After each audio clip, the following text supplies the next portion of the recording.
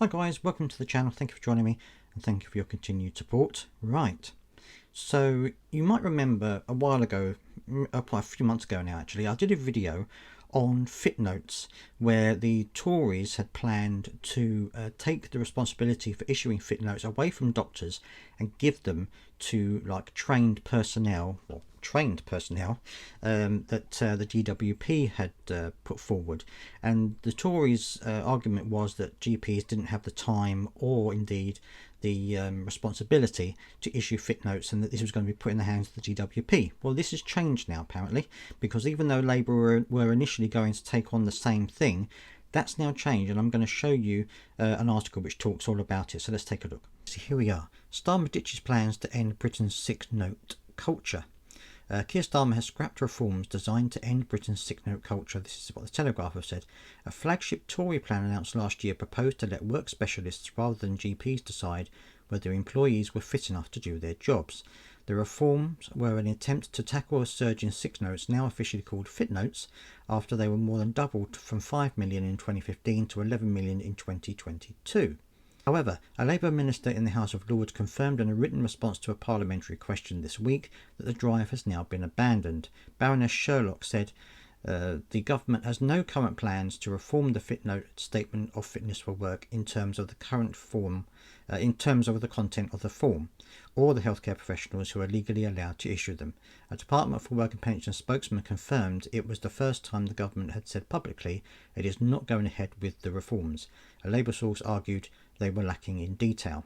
The critics of the current sick note system have questioned whether there is enough incentive for GPs who get paid for appointments where sick notes are signed off to reject requests. Given the tightness of the public finances and the current push to find savings, the Treasury, Number 10 and the Department for Work and Pensions are aligned in the need to identify potential welfare cuts. Rishi Sunak's plan was to use figures with more work expertise rather than just GPs to sign off sick notes. Mr Sunak said last year, "We don't just need to change the sick note, we need to change the sick note culture so the default becomes what work you can do, not work you can't do."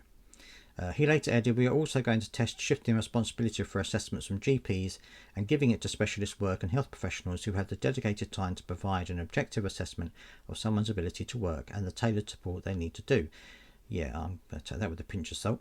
A formal call for evidence was then issued by the Tory government. It warned that there is not enough capacity or specific work and health expertise in primary care to make an effective assessment of a patient's ability to undertake work.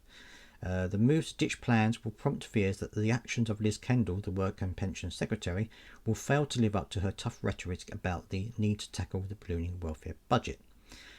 Sir Keir Starmer has also been criticised once again for giving in to the unions after the British Medical Association, the trade union which represents doctors, also criticised the Tories' plans.